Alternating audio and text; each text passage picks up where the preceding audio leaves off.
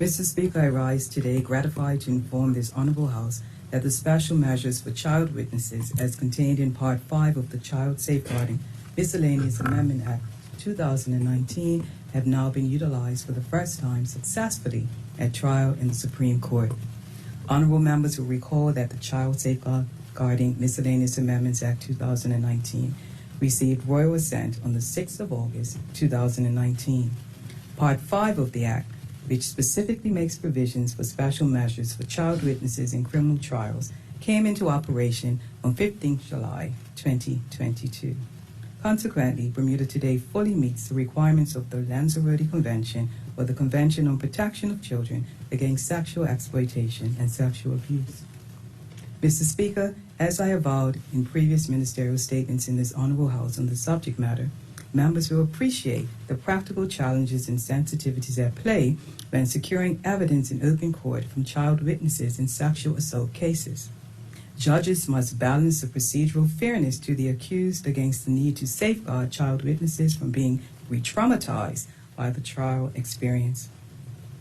The newly enacted statutory provisions for special measures for child witnesses in sexual offenses provide a robust framework for judicial decision-making on the range of procedural and evidential issues in such cases.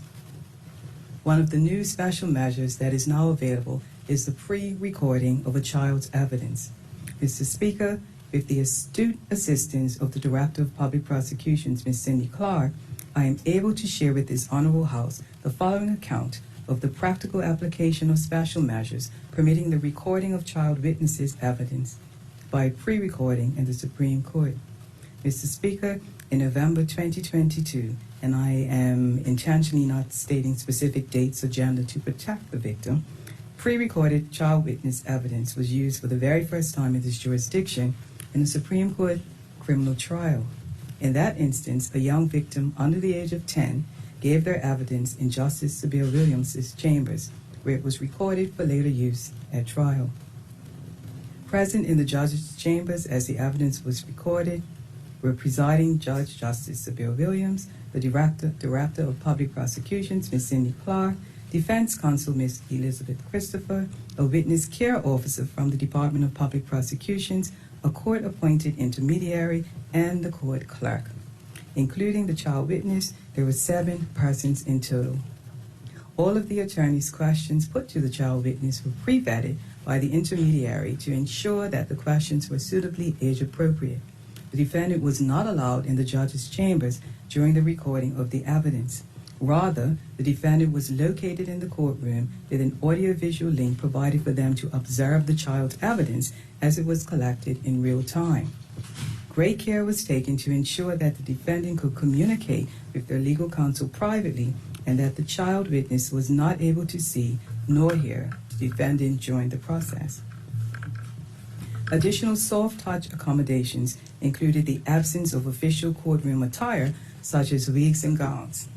In fact, I am told that everyone physically present in the judge's chambers wore something pink, an ode to the child witness's favorite color. Whilst the evidence of the child was of most personal nature, as it was in reference to circumstances of serious allegations of sexual exploitation, the tone, language, and flow of the interview was kept light, moderate, and even-paced by all concerned. Demonstrably, the focus was on the well-being of the child without compromising the quality and reliability of the evidence. On final review by the professionals who participated, they would concur that the process ensured that the child was treated with dignity, respect, and compassion. Mr. Speaker, in that case, the recorded child witness's evidence was played for the jury during a Supreme Court trial at the close of 2022. The defendant was unanimously convicted by the jury of each of the sexual exploitation charges made against them. We can all breathe a sigh of collective relief in knowing that justice was truly served in this case without having the court environment contribute to re-traumatizing the witness.